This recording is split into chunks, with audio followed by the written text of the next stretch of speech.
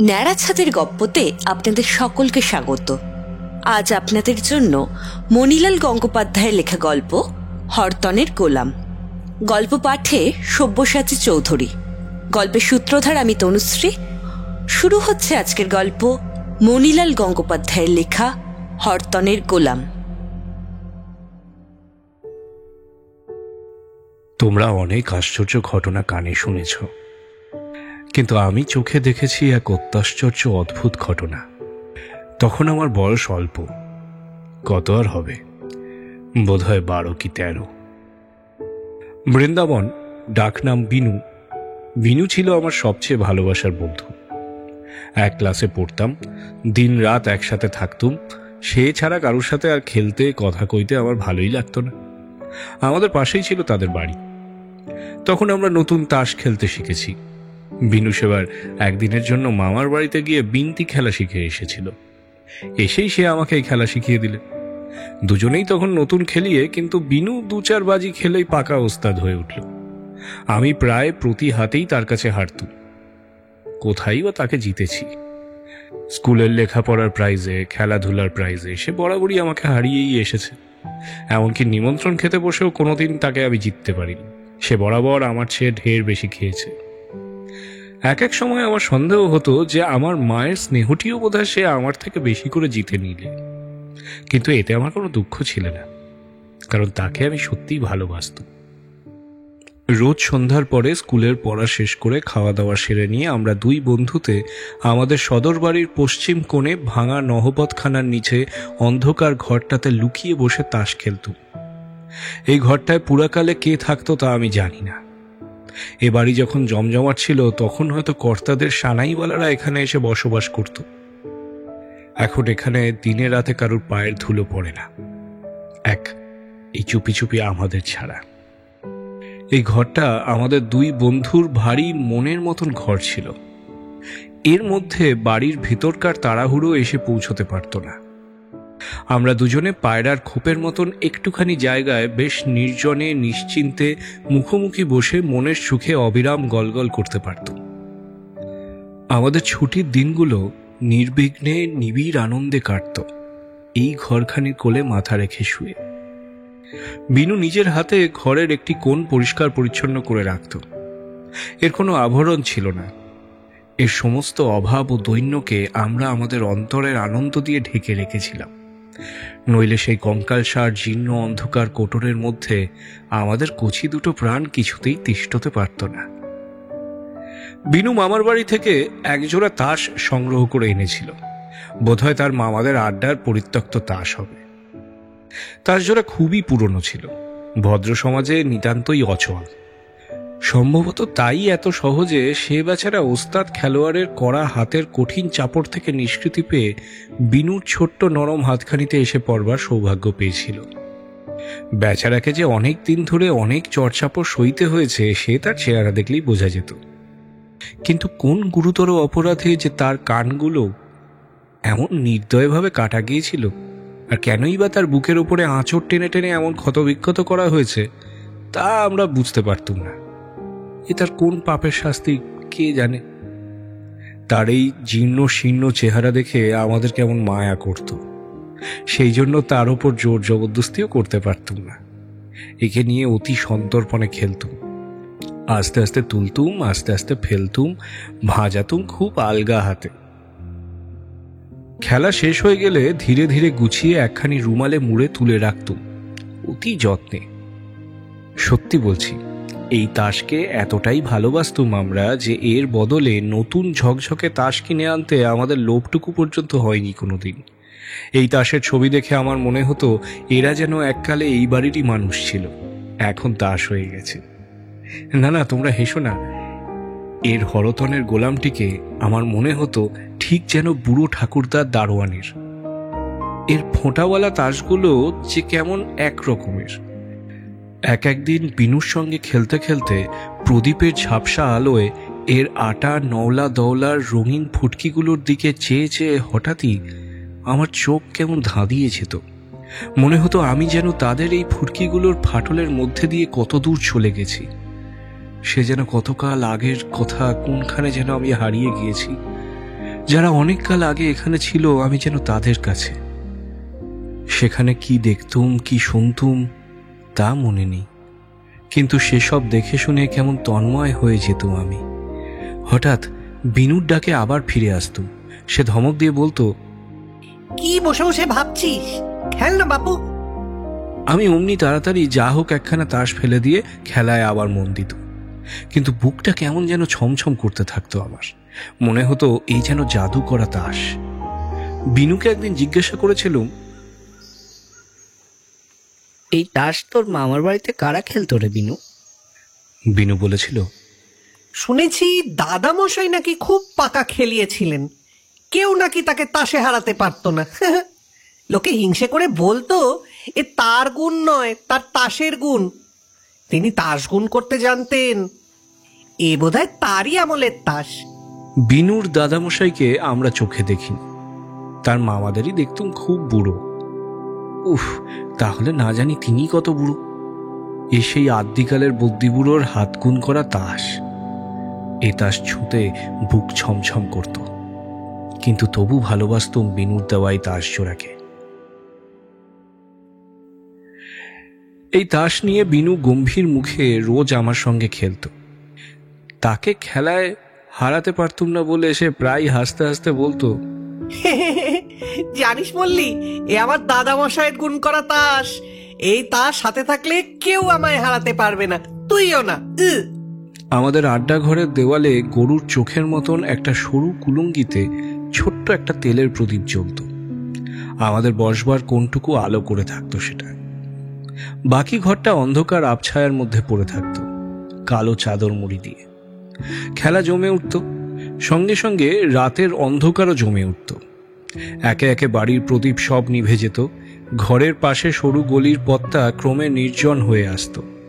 চৌধুরী বাড়ির দোতলার জানলা থেকে যে এক ফালি সরু আলো এসে অন্ধকার গলির ওপরে পড়ত, ক্রমে সেইটুকুও অস্ত যেত।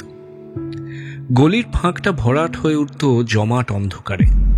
আর সেই কালো পাথরের মতন অন্ধকারের উপর দিয়ে মাঝে মাঝেই শুনতুম কে যেন পায়চারি করছে লাঠি হাতে খড়ম পায়ে। খটখটাস খটখটাস। তারপরেই খুব দূর থেকে একটা খেঁকি কুকুর বুক ফেটে কাতরে উঠত কেঁ কেঁ করে। আর অমনি ঝুলের ঝালর ও মাকড়সার জাল দিয়ে ঘেরা আমাদের ঠাকুরদার আমলের পুরনো ঠাকুর দালানের কাল পেঁচা এবং চামচিকে বাদুরগুলো অন্ধকারের মধ্যে কখনো হুসহুস কখনো হিস হিস শব্দে তাদের বাচ্চাগুলোকে সাবধান করে দিত। এবং মাঝে মাঝে ফটফট করে হাততালি দেওয়ার আওয়াজে কাকে যেন আমাদের ঘরের দিকে তাড়িয়ে দিত। এই বুঝি সে এলো। এই ভাবতে ভাবতে আমার সর্বাঙ্গ অসাড় হয়ে আসত। হাতের তাস মাটিতে নামতো না। বিনু ধমক দিয়ে বলতো, এই বললি কি করছিস, খেল না। তার এই ধমকানিতে আমার চটকা ভাঙত, আর সঙ্গে সঙ্গে চারিদিকের এই বিশ্রী শব্দগুলো যেন ভয়ে ভয়ে চুপ করে যেত।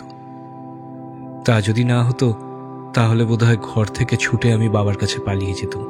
কিছুতেই বিনুর সঙ্গে খেলতুম না। সেদিন খেলা আরম্ভ করতেই হঠাৎ খুব জোরে ঝড় বৃষ্টি এলো। একটা ঝড়ের দমকা আমাদের কোলের তাসগুলোকে উল্টে পাল্টে ভেস্তে দিয়ে ঘর থেকে খানিকটা ঝুল ও ধুলো উড়িয়ে নিয়ে চলে গেল। বিনু বললে, এই বললি দরজা জানলাগুলো বন্ধ করে দে। আমি উঠে জানলাগুলো বন্ধ করতে লাগলাম।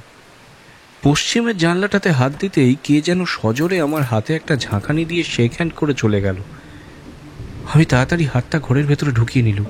কিছু বুঝতে পারলাম না, কিন্তু আমার বুকটা কেমন ধুকধুক করতে লাগলো। খেলতে বসেই সে বাজি আমি জিতলুম। আশ্চর্য কাণ্ড, যা কখনো হয়নি তাই হলো। বিনুও অবাক। সে একটু বেশি করে মন দিয়ে খেলতে বসলো, কিন্তু তার পরের বাজিও সে জিততে পারল না। আমার মনে কেমন একটা সন্দেহ হলো, এলোমেলো ঝড় এসে তাসের জাদুটা উড়িয়ে দিয়ে গেল নাকি। আমি ক্রমাগত জিততেই লাগলো, কিন্তু আমার কেমন যেন মনে হচ্ছিল এ জেতায় আমার কোনো বাহাদুরি নেই। প্রতিবারই এমন তাস আসছিল যে খেললেই পিঠ পাওয়া যায়। কে যেন ম্যাজিক করে ভালো ভালো তাসগুলো বেছে বেছে আমার হাতে তুলে দিচ্ছে। বিনু বারবার হেরে একটা দীর্ঘশ্বাস ফেলে বলে উঠল, আজ আমার পরটা খারাপ পড়লো দেখছি। তার এই দীর্ঘশ্বাসটি আমার বুকে গিয়ে বাজলো। আমি চঞ্চল হয়ে উঠলাম। আমার মন কেঁদে বলতে লাগলো, আমি জিততে চাই না, বিনু জিতুক। আমি ফন্দি করে বিনুকে জিতিয়ে দেওয়ার জন্য হাত পাক করতে লাগলো, কিন্তু কিছুতেই কিছু হলো না। আজকের এই ঝড়ে সব যেন কেমন এলোমেলো হয়ে গিয়েছে।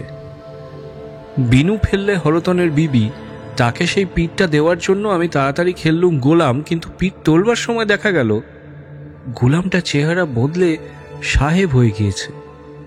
কাজেই পিঠটা আমাকেই নিতে হলো। পরের হাতে আমি খেললুম চিড়ের 10। আমি জানতুম বিনু এ 10 ফোঁটার লোভ কিছুতেই ছাড়তে পারবে না, সে নিশ্চয়ই গোলাম দিয়ে পিঠটা জিতে নেবে। বিনু ফেললেও গোলাম, কিন্তু আমার 10খানা হঠাৎ 2 ফোঁটা চুরি করে কেমন করে যেন 8 হয়ে গেল। আমি কিছুতেই বুঝতে পারলুম না, আমি অবাক। এদিকে বিনু বাজি হেরে গোঁ হয়ে বসে রইল। রাগ হলে বিনুর বড় বড় চোখ দুটো আরো বড় হয়ে উঠতে আমি দেখেছি, কিন্তু আজ যেন অস্বাভাবিক রকমের বড় হয়েছে বলে মনে হতে লাগলো। সেবারের খেলাতে হাতের ইস্কাবনের 10খানার ওপর চিড়ের সাতা পাশিয়ে দিতে গিয়ে যখন সেটা রঙের সাতার তুরুপ হয়ে গেল, তখন তার সেই হঠাৎ বড় হয়ে যাওয়া চোখ দুটো কেমন যেন একরকমভাবে বিস্ফারিত করে আমার দিকে সে চাইলে। সে চাহনিতে আমার সর্বশরীর ঝিমঝিম করে এলো। বিনুকে ভয়ে ভয়ে বললুম, ভাই, আজ আর খেলে কাজ নেই, চল যাই। বিনু সে কথা কানেই তুললে না। ক্রমে রাত গভীর হয়ে এলো। মনে হলো যে বাড়ির সবাই বোধহয় ঘুমিয়েছে। আমাদের এই ঘরখানাতেও যেন ঘুম ধরেছে। এর দরজা জানলা ইট কাঠ ঘুমে ঢুলছে। প্রদীপের আলোটা থেকে থেকে কেবল হাই তুলছে। কড়িকাঠের খোপে খোপে চড়াই পাখিগুলো গল্প শেষ করে ঘুমিয়ে পড়েছে। চারিদিক নিস্তব্ধ, নিঝুম। হাতের তাসগুলোর দিকে চেয়ে দেখি সাহেব বিবিদের চেহারা ঘুমে জড়িয়ে আসছে। ক্রমে মনে হতে লাগলো যেন সমস্ত পৃথিবীটাই ঘুমের ঝোঁকে দুলছে ঝুমঝুম করে, আর তার সঙ্গে আমিও দুলতে লাগলাম ছুমছুম ছুমছুম। হঠাৎ চটকা ভাঙল চৌধুরী বাড়ির ঘড়ির শব্দে। টং করে ভেজে উঠল ঘড়িটা। সেই শব্দ অন্ধকারের ঘুম ভাঙাতে ভাঙাতে অনেক দূর চলে গেল। ও কিসের শব্দ? কড়িকাঠের কাছে কোণের গর্ত থেকে কে অমন বিশ্রী সুরে নিঃশ্বাস টানছে, হুস হুস করে নিঃশ্বাস টানছে যে। আমি চমকে উঠে বিনুকে জিজ্ঞাসা করলাম, ও কিসের শব্দ ভাই? বিনু কথা কইলে না, শুধু তাস থেকে চোখ তুলে কড়িকাঠের দিকে চাইলে সে। আর আমার মনে হলো তার সেই ড্যাবড্যাবে চাহনিটা চোখ থেকে ঠিকরে বেরিয়ে কড়িকাঠের অন্ধকার কোণে গিয়ে এঁটে রইল, জল জল করে চেয়ে রইল আমার দিকে। বিনুকে আমি কান্না সুরে বললুম, ভাই, আমার বড় ঘুম পেয়েছে রে আজকে। বিনু বললে, আচ্ছা, আর 2 হাত খেল। আমি চমকে উঠলুম তার গলা শুনে। কি গম্ভীর আওয়াজ! এ তো বিনুর গলা নয়। কে যেন তার গলার ভেতর দিয়ে কথা কইলে। কোনো রকমে এই 2 হাত খেলা এখন শেষ করতে পারলে আমি বাঁচি। কোনো দিকে কান দেওয়ার, কোনো দিকে চোখ দেওয়ার আমার আর সাহস হচ্ছিল না। ইচ্ছা হচ্ছিল যে এই তাস দিয়েই আমি চোখ কান সব ঢেকে ফেলি। আমি চোখের খুব কাছে তাস এনে এক মনে খেলতে লাগলো। সে হাত বিনু খেলেছিল রঙের নওলা। আমার হাতে গোলাম ছিল, কিন্তু পিঠ নেবার ইচ্ছা আমার ছিল না। কি করে লুকোলে বিনু সেটা ধরতে পারবে না আমি সেটা ভাবছি। বিনু বলে উঠল সেই রকম বিষম ভারী গলায় ঘর কাঁপিয়ে, গোলামটা আছে তো? ভয় হলো যে ধরা পড়ে গিয়েছি আমি। বাঁ হাতের তাসের শাড়ি থেকে চট করে হরতনের গোলামটা তুলে নিয়ে হরতনের নওলার উপরে ফেলতে গিয়ে দেখি সামনে নওলাও নেই, বিনুও নেই। হ্যাঁ, বুকটা আমার ধক করে উঠল। এপাশ ওপাশ চেয়ে দেখি যে শুধু বিনু নয়, একখানা তাসও নেই। বোঁ করে মাথা ঘুরে গেল আমার। চোখে অন্ধকার দেখলুম আমি। গা হাত পা ঝিমঝিম করতে লাগলো আমার। ঘরের 4 কোণ থেকে 4টে বিকট হাসি খিলখিল শব্দে ছুটে এলো আমার দিকে। আর উপরে নহবতখানা থেকে ঢাক ঢোল কাঁসি বাঁশি সব যেন একসঙ্গে বেজে উঠল। আমি কাঁপতে কাঁপতে মাটিতে শুয়ে পড়ল। আমার মনে হতে লাগলো যেন হাত পায়ের সমস্ত খিল আলগা হয়ে গিয়েছে আমার, উঠে হেঁটে পালাবার উপায় পর্যন্ত নেই। আমার কান্না আসতে লাগলো। বিনু, আমার বিনু কোথায় গেল? উপর থেকে ভাঙা কাশিখানা ফাটা আওয়াজে বলতে লাগলো, কই না না, কই না না। আমি খুব চেঁচিয়ে ডাকলুম, বিনু, বিনু, বিনু। কিন্তু আমার গলার স্বর মুখ দিয়ে না বেরিয়ে পেটের ভেতরে চলে গেল, ঘুরতে ঘুরতে গোঁ গোঁ শব্দে চলে গেল। একবার আশা হলো বিনু হয়তো বাইরে গেছে, এখনই আসবে, কিন্তু বাঁ হাত থেকে ডান হাতে আমি তাসটা নিয়েছি মাত্র, এই এতটুকু সময়ের মধ্যে সে এত বড় ঘর পেরিয়ে বাইরে গেল কেমন করে?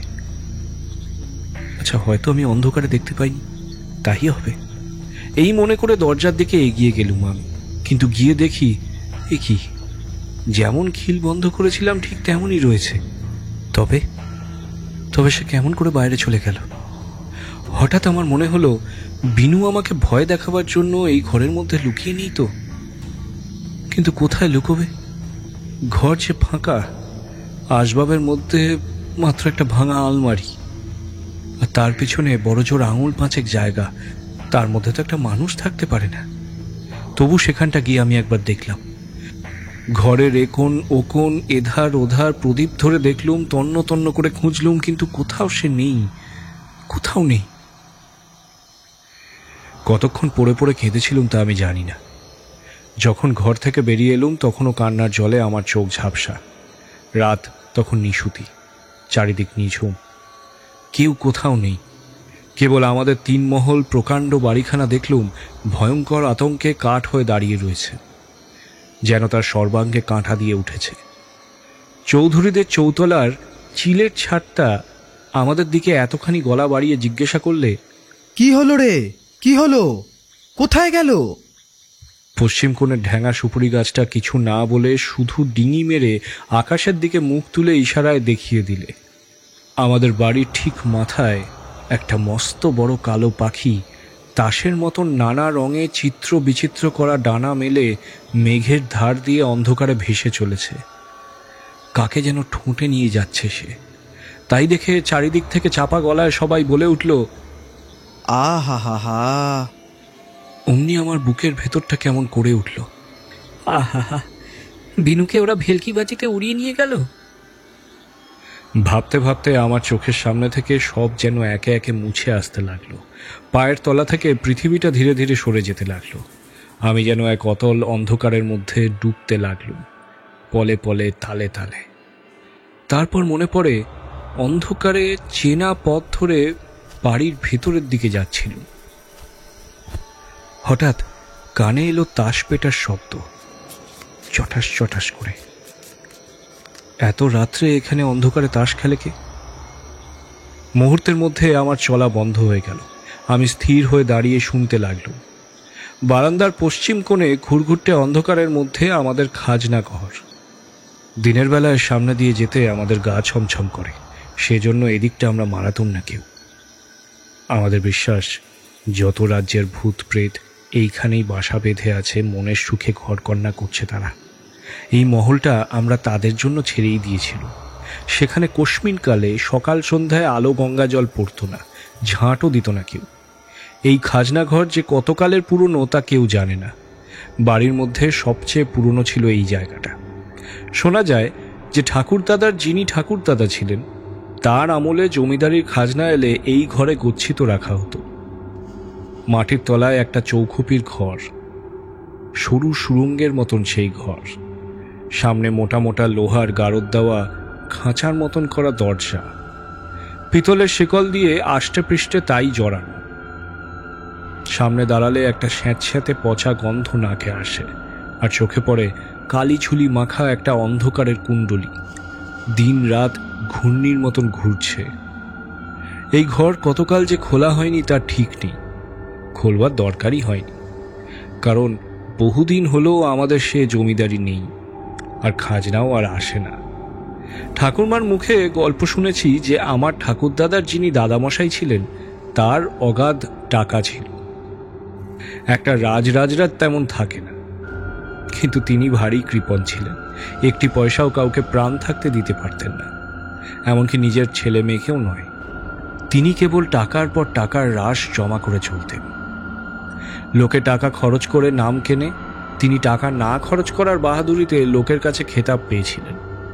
টাকার উপর তার এমনই মায়া ছিল যে পাছে মারা যাওয়ার পর তার টাকা খরচ হয় এই ভয়ে তিনি যথা সর্বস্ব জকের হাতে সমর্পণ করে যান, যার কাছ থেকে একটি কানাকড়িও বার হওয়ার উপায় নেই। সেই জকের কাহিনী একটা মস্ত বড় গল্প। কেমন করে একটি সুন্দর 9 বছরের ছেলেকে মিঠাই ও খেলনার লোভ দেখিয়ে তার বাপ মায়ের কাছ থেকে চুরি করে আনা হয়, কেমন করে তাকে লাল চেলির গরদ পরিয়ে কপালে সিঁদুরের ফোঁটা দিয়ে এই অন্ধকার খাজনা ঘরের তলায় বন্ধ চৌখুপির মধ্যে, যেখানে কেবল ঘরা ঘরা টাকা সাজানো রয়েছে, আর কিছু নেই, আর কেউ নেই, না বাপ, না মা, না আলো, না বাতাস, সেইখানে একলাটি বসিয়ে রেখে তারপরে চৌখুপিতে ঢুকবার পরটা 10 মণ পাথর দিয়ে চিরকালের মতন বুঝিয়ে দেওয়া হয়। সে খাত শুনতে শুনতে আমার চোখে জল আসত, বুক দূর দূর করত। আর ঠাকুরদাদার, সেই পাষণ্ড ঠাকুরদার উপরে আমার রাগ হতো। ঠাকুরমা বলতেন, আহা গো, ও সুন্দর 9 বছরের ছেলেটি কত কেঁদেছে, বাবা বাবা বাবা করে বুক ফেটে কত চেঁচিয়েছে গো। আরে তেষ্টায় 1 ফোঁটা জলের জন্য ছটফট করেছে ছেলেটা। তবু বুঝলে না, কেউ তাকে ওই চৌখুপির দরজা খুলে দেয়নি গো। শুনে আমার গলা কাঠ হয়ে আসত। তারপর খিদে তৃষ্ণায় ভয়ে কাতরাতে কাতরাতে বেচারা যখন হাঁপিয়ে মরে গিয়েছে, তখন হয়তো সে নিজেও বুঝতে পারেনি। এখন সে জগ হয়ে আছে, এইখানে বসে বসে কেবল টাকার খরা আগলাচ্ছে। কারো সাধ্য নেই যে এই টাকা সেখান থেকে বের করে নিয়ে আসে। আমার ঠাকুরদাদার বাবা নাকি একবার চেষ্টা করেছিলেন, কিন্তু বেশি দূর যেতে হয়নি। মেঝের পাথরে একটি মাত্র শাবলের ঘা দিতেই তিনি গোঁ গোঁ করতে করতে অজ্ঞান হয়ে পড়েন। 3 দিন পর্যন্ত তার কাঁপুনি ছিল। 7 দিন তার মুখে কোনো রা ছিল না। কেন যে এমন হলো তা কেউ জানে না। তিনি নিজেও কিছু বলেননি, কারো সাহসও হয়নি জিজ্ঞাসা করতে। সেই থেকে এই ঘরের দিকে আর কেউ যায় না। মনে হলো এই খাজনা ঘর থেকেই যেন তাস খেলার শব্দ পেলুম। যদিও ওদিকে যেতে আমার বুক দূর দূর করতে লাগলো, কিন্তু বিনুর জন্য না গিয়ে তো পারলুম না। যদি সে ওখানে থাকে, যদি সে আমাকে দেখতে পেয়ে ছুটে আসে। বুকটা 2 হাতে চেপে খাজনা ঘরের সামনে গিয়ে দাঁড়ালো। লোহার গড়াত দেওয়া দরজা দিনের বেলা শিকল দিয়ে বাঁধা থাকে, কিন্তু এখন দেখলুম খোলা। অন্ধকারে চোখে কিছু দেখা গেল না, কিন্তু কানে শোনা গেল। কারা দুজন যেন দরজার 2 ধার থেকে সজোরে ছুটে এসে মাথায় মাথায় অনবরত ঠোকাঠুকি করছে, দুম দুম করে। আমার কেমন যেন মনে হলো যেন এইখানকার এই অগাধ সম্পত্তি, এই জকের ধন কে নেবে তাই নিয়ে 2 ভূতের লড়াই চলেছে। আমি এক মনে এদের লড়াইয়ের তাল গুনছি। হঠাৎ বিনুর মতো কার যেন গলা পেলুম। সে বলছে, বিবির চেয়ে রঙের গোলাম বড়। আরেকজন সরু গলাতে বলে উঠল, দূর বোকা, তা কখন হয়? গোলাম হলো সাহেব বিবির চিরকেলে কেনা গোলাম, হলো না এসে রং মেখেছে। গোড়ায় গোড়ায় আমিও একদিন বিনুকে বলেছিলাম, গোলাম কেন বিবির থেকে বড় হবে বিনু? বিনু বলেছিল, আরে বাবা, এইরকম যে নিয়ম। আজও আবার সেই কথাই উঠেছে। এও তাহলে আমাদের মতো নতুন খেলিয়ে দেখছি। আবার শুনলুম, উফ, তুই কিছু খেলতেই পারিস না? মল্লি তোর চেয়ে অনেক ভালো খেলে। বিনু আমাকে ডাকতো মল্লি বলে। মনে হলো আমার যখন নাম করেছে তখন এ নিশ্চয়ই বিনু। বিনুর গলায় আমার নাম শুনে এই ঘরের মধ্যে ছুটে যাওয়ার জন্য আমার প্রাণটা আকুলি বিকুলি করতে লাগলো, কিন্তু পারলুম না। আমার ভয় হলো পাছে এই 2 পাগলা ভূতের মাথা ঠোকাটুকির মধ্যে পড়ে আমি থেতলে যাই। আমি চুপ করে দাঁড়িয়ে রইলুম সেখানে। হঠাৎ অন্য লোকটা চেঁচিয়ে উঠল, হ্যাঁ, হরতনের গোলাম কোথায় গেল? হরতনের গোলাম ভারী আশ্চর্য, এই ছিল এই নেই, চোখের পাতা ফেলতে না ফেলতেই উড়ে গেল। আমার ভারী হাসি পেল। এই জাদু করা তাস এদের সঙ্গেও জাদু খেলছে দেখছি। বিনু বলে উঠল, হরতনের গোলাম? সে তো মল্লির হাতে। আমি নিজের হাতের দিকে চেয়ে দেখি, সত্যি তো সেই হরতনের গোলাম যা দিয়ে বিনুর নওলার পিঠ নিতে গিয়েছিলাম সেখানে তো আমার হাতেই রয়েছে। অন্য লোকটা বলে উঠল, कोई है? मल्ली बाबू को पकड़ के लाओ। সেই শুনে আমি তাড়াতাড়ি হরতনের গোলামকে খাজনা ঘরের ভেতরে ছুঁড়ে দিয়ে এক ছুটে নিজের শোয়ার ঘরে পালিয়ে এলো। ঘরে এসেও আমার বুকটা ধকধক করতে লাগলো। এই বুঝি সে এসে আমাকে জাপটে ধরে নিয়ে যায়। আমি পা থেকে মাথা পর্যন্ত চাদর মুড়ি দিয়ে মরার মতন পড়ে রইল। খানিকক্ষণ কেউ এলো না। তারপর কে একজন খসখস শব্দে বারান্দা দিয়ে চলে গেল। বোধহয় আমার ঘর চিনতে পারলে না। আমি হাঁপ ছেড়ে বাঁচলুম। নিশ্চিন্ত হয়ে পাশ ফিরতে যাচ্ছি, এমন সময় কে আবার তড়াক করে লাফিয়ে এসে আমার বিছানায় উঠল। আমি তো ভয় কাঠ। যে এলো সে খানিক বিছানার এদিক ওদিক ঘুরে আমার গা শুঁকে শুঁকে বেড়াতে লাগলো। তারপর আমার মাথার কাছে এসে মুখ ঢাকা চাদরখানা ধরে সজোরে টানতে লাগলো। সে মুখ খুলে দেখবে। ওরে বাবারে! আমি প্রাণপণে চাদরখানা আঁকড়ে ধরে রইল, কিছুতেই মুখ খুলতে দিলুম না। তারপর সে পায়ের দিকে গেল। তার নিঃশ্বাসের হাওয়ায় আমার পা দুখানা ঠান্ডা হিম হয়ে এলো। আমার পা ধরে হিড়ির করে টেনে নিয়ে যাবে না তো? ভয়ে আমি পা গুটিয়ে নেওয়ার চেষ্টা করলুম, কিন্তু আমি পারলুম না। খানিকক্ষণ সে চুপ করে রইল, বোধহয় কি যেন ভাবলে। তারপর আমার পাশে এসে ধূপ করে শুয়ে পড়ল। সর্বনাশ, এখন কি করি? কিন্তু ঠিক সেই সময় আমার পুষি বেড়ালটা ম্যাও শব্দে ডেকে উঠতে সে তড়াক করে বিছানা থেকে লাফিয়ে পালিয়ে গেল। পুষিকে কাছে পেয়ে আমার ভয়ে অনেক ভেঙে গেল। তখন আবার বিনুর ভাবনা এলো মাথায়। তাহলে সত্যি কি বিনুকে ওরা ওইখানে ওই চৌখুপির মধ্যে নিয়ে গেল? সেখান থেকে সে পালিয়ে আসবে কি করে? এই সব যখন ভাবছি, হঠাৎ সে কানের কাছে মুখ এনে খুব চুপি চুপি স্বরে ডাকলে, মল্লি ভাই, মল্লি, বিনুর কাছে যাবে? বিনুর কাছে? আমি ধর্মর করে উঠে বসলুম। বিনুর কাছে যাওয়ার জন্য বুকটা লাফিয়ে উঠল আমার, কিন্তু ভারী ভয় হতে লাগলো। যদি যদি আর ফিরে না আসতে পারি।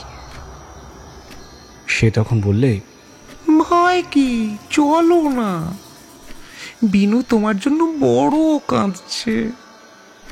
বিনুর কান্নার কথা শুনে আমার বুক ফেটে যেতে লাগলো। আমি ফোঁপাতে ফোঁপাতে বলতে লাগলুম, ওগো ওগো, আমি তোমার দুটি পায়ে পড়ি, বিনুকে আমার কাছে ফিরিয়ে এনে দাও। বিনুর জন্য আমার মনটা বড় কেমন করছে গো, বিনুকে এনে দাও আমার কাছে। আমার কান্না শুনে সে চুপি চুপি ঘর থেকে বেরিয়ে গেল। যাওয়ার সময় দেখলুম একটা মস্ত পাগড়িওয়ালা চেহারা, ঠিক যেন হরতনের গোলাম। এই হরতনের গোলামটিকে তাসের মধ্যে আমি সব থেকে বেশি ভালোবাসতুম। আমাদের বাড়িতে যে বুড়ো থুরথুরে দারোয়ান ছিল ঠাকুরদার আমলের, তাকে খুব ছেলেবেলায় আমি দেখেছিলাম। অল্প অল্প তার চেহারা মনে পড়ে, কিন্তু বেশ মনে আছে রোজ সকালে সে একটি করে রসমুন্ডি আমাকে খাওয়াতো। কি মিষ্টি লাগতো সেই রসমুন্ডি, এখনো যেন তার স্বাদ লেগে রয়েছে আমার মুখে। আমার মনে হলো যে এই হরতনের গোলাম যেন সেই বুড়ো দারোয়ান, এখন তাসের ছবি হয়ে গিয়েছে। সে বোধহয় আমার কান্না দেখে লাঠি হাতে বিনুকে খুঁজে আনতে গেল। আবছায়ের মতন মনে পড়ে যে ছেলেবেলায় আমার পুষি বেড়ালটা হারিয়ে যেতে আমার কান্না দেখে সে এমনি করেই একদিন তাকে খুঁজে আনতে বেরিয়েছিল। কতক্ষণ গেল, ঘরের ঘড়িটা টকটক শব্দ করতে করতে কত দূর যেন চলে গেল। মনের মধ্যে কত ভাবনা এলো, কত ভাবনা গেল, তবু বিনু এলো না। হায় রে, সে কি আর আসবে? ওই ভয়ঙ্কর চৌখুপি ঘর, যার সামনে দুটো ভীষণ ভূত মাথা ঠোকাঠুকি করছে অনবরত, সেখান থেকে বিনুকে কে উদ্ধার করে আনবে? ভাবতে ভাবতে আমার শরীর এলিয়ে আসতে লাগলো, চোখের পাতা জড়িয়ে আসতে লাগলো, কপালে যেন কে নরম ঠান্ডা হাত বুলিয়ে দিলে। আর অমনি এক নিমেষে আমার মনে হলো আমি যেন একখানা তাসের উপরে শুয়ে কোথায় যেন চলেছি, হাওয়ার সঙ্গে ভেসে ভেসে। তাসখানা ভাসতে ভাসতে এসে আমায় একটা চারিদিক আঁটা অন্ধকার ঘরের মধ্যে নামিয়ে দিলে। দেখলুম সেই অন্ধকারে বসে দুজন এক মনে তাস খেলছে, বিনু আর একটি ছোট ছেলে। সুন্দর দেখতে, থোকা থোকা কোঁকড়া চুল চাঁদের মতন কপালে ছড়িয়ে পড়েছে, ঠিক যেন বিনুর ছোট ভাইটি। বিনু তার সঙ্গে খেলতে লাগলো, আমার দিকে একবারও চেয়ে দেখলে না। আমার ভারী রাগ হলো, এতে হিংসেও হলো। এরই মধ্যে এর সঙ্গে এত ভাব। আমি মুখ গোঁ করে রইলুম। ছেলেটি একবার তাস থেকে মুখ তুলে মিষ্টি সুরে জিজ্ঞাসা করলে, কে? বিনু গম্ভীর গলায় বললে, ও মল্লি। ছেলেটি বললে, আমরা তিনটি ভাইয়ে একসঙ্গে এখানেই থাকবো, কেমন? আমি রাগে চিৎকার করে উঠে বললুম, না না না না, আমি এখানে কিছুতেই থাকবো না। অমনি হরতনের গোলাম এসে আমাকে পিঠে করে তুলে নিলে। বিনু সেটার ওপর লাফিয়ে চড়তেই সেখানা ভারী হয়ে মাটিতে পড়ে গেল। মজা দেখে ছেলেটা খিলখিল করে হেসে উঠল। বিনু বললে, দাঁড়া, আমরা তিনজনেই একসঙ্গে যাব। এই বলে ছেলেটির কানে কানে কি যেন বললে। ছেলেটি বললে, চল যাই। কিন্তু উঠে দাঁড়াতে গিয়েই ধূপ করে পড়ে গেল সে। দিন রাত এক জায়গায় বসে থেকে থেকে তার পা অসাড় হয়ে গিয়েছে। বিনু তাকে কোলে করে তুলে সোজা করে দাঁড় করিয়ে দিল। তাসগুলোকে কি যেন বললে, তারা ফরফর করে উড়ে উড়ে এসে পাখির মতন ডানা ছড়িয়ে দাঁড়ালো। আমরা উঠতে যাচ্ছি, ঠিক এমন সময় কুড়িকাঠ থেকে দুটো কালো চামচিকে এসে তাসগুলোর ওপরে ঝাঁপিয়ে পড়ল। তারপর দুই দলে যা যুদ্ধ, আছড়া আছড়ি, কামড়া কামড়ি, আমি ভয়ে ঠকঠক করে কাঁপতে লাগলো। চারিদিক থেকে অন্ধকারগুলো ছুটে আমাদেরকে তালগোল পাকিয়ে পথ আটকে দাঁড়ালো, যেন আমরা পালাতে না পারি। ছেলেটি কাঁদো কাঁদো হয়ে বললে, বিনু, দেখেছিস তো, এরা আমায় না যেতে দেবে না। আমার জন্য তোরা কেন প্রাণে মরবি? তোরা পালা, পালা এখান থেকে। বিনু বললে, না ভাই, তোকে ছেড়ে কিছুতেই যাব না। চামচিকে দুটো সেই শুনে ফ্যাঁস করে উঠল। এমন সময় হরতনের গোলামটা ছুটে গিয়ে চামচিকের পেটে সজোরে এক ঘুষি বসিয়ে দিল। চামচিকেটা তার ধারালো নখ দিয়ে হরতনের গোলামখানাকে আঁকড়ে ধরে মাটিতে গড়িয়ে পড়ল, আর সেই ফাঁকে অন্য তাসগুলো আমাকে নিয়ে উড়ে পালালো। বিনু আর সেই ছেলেটিকে দেখলাম সেই ঝটাপটির মধ্যে হিমশিম খাচ্ছে। আমি তাসের ওপর থেকে হাত বাড়িয়ে বিনুকে ডাকতে লাগলুম, বিনু, বিনু আয় আয়। বিনু আমার দিকে ফিরেই চাইল না, ছেলেটাকে নিয়ে সে ব্যস্ত হয়ে রইল। আমার কান্না পেতে লাগলো। তাসগুলো উড়তে উড়তে এসে আমাকে বিছানায় ফেলেই উড়ে চলে গেল, বোধহয় বিনুদেরকে উদ্ধার করতে। তারপর যে কি হলো তা আর আমি জানি না। মল্লি, ও মল্লি। আমি ধর্মর করে উঠে বসলুম। ঝড়ের মতন ধাক্কা দিয়ে কে যেন এই ঘরের মধ্যে ঢুকলো। সকালের আলোয় ঘরটা আলো হয়ে উঠল। মনে হলো যেন একটা প্রকাণ্ড দুঃস্বপ্ন কেটে গেল। আমি ছুটে গিয়ে দু হাতে বিনুর গলা জড়িয়ে ধরলুম। বিনু, তুই এসেছিস ভাই, এসেছিস? সে বললে, আসবো না তো কি? আর তুই স্টুপিটা তো বেলা অব্দি ঘুমছিস কেন? আমি বললুম, তুই কখন এলি ভাই? সে বললে, অনেকক্ষণ। তোকে ডেকে ডেকে আমার গলা একেবারে ছিঁড়ে গেল। তোর আজ হয়েছে কি বলতো? চোখ অমন রাঙা কেন রে? আমার কেমন ধাঁধার মতন লাগলো। বিনু তো সবই জানে, তবে এমন আশ্চর্য হচ্ছে কেন?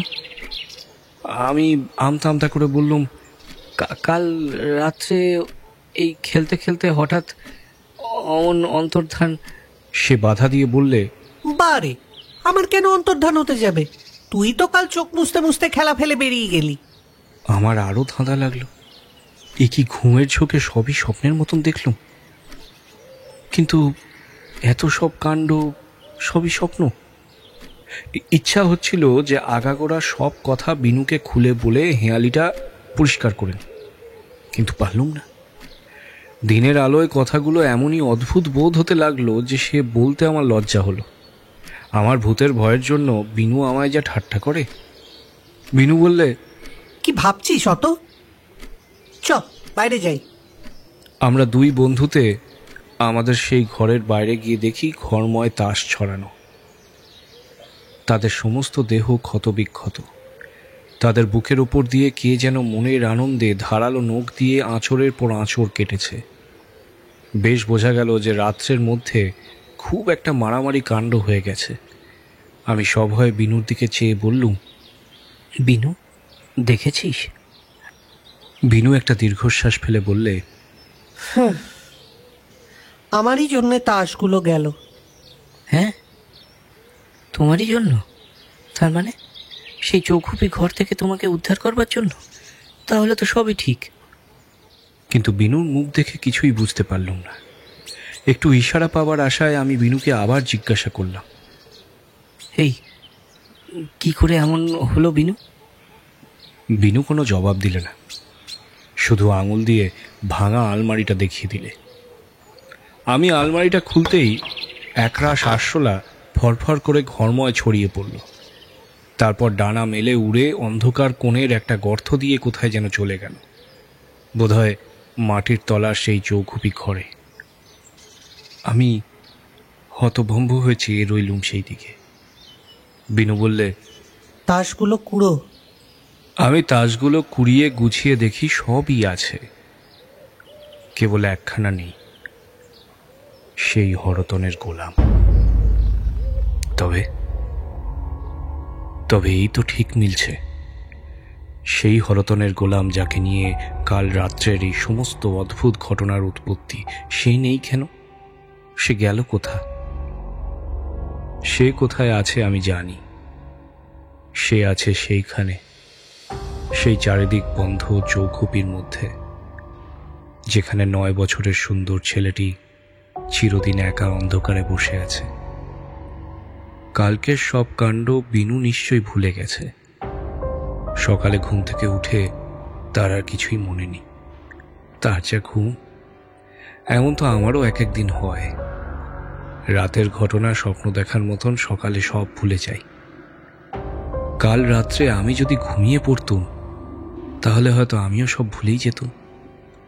আজ সকালে উঠে অবাক হয়ে ভাবতুম, তাই তো, হরতনের গোলাম বেচারা গেল কোথায়?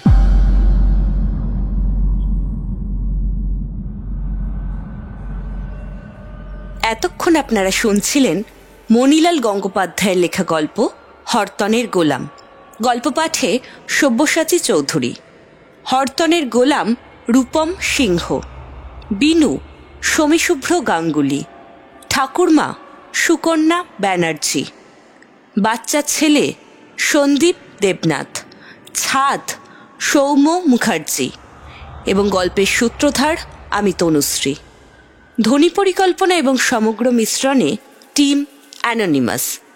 আগামী সপ্তাহে ঠিক এই সময়ে একটি ভিন্ন স্বাদের গল্প নিয়ে হাজির থাকবে টিম ন্যাড়াছাদের গপ্প।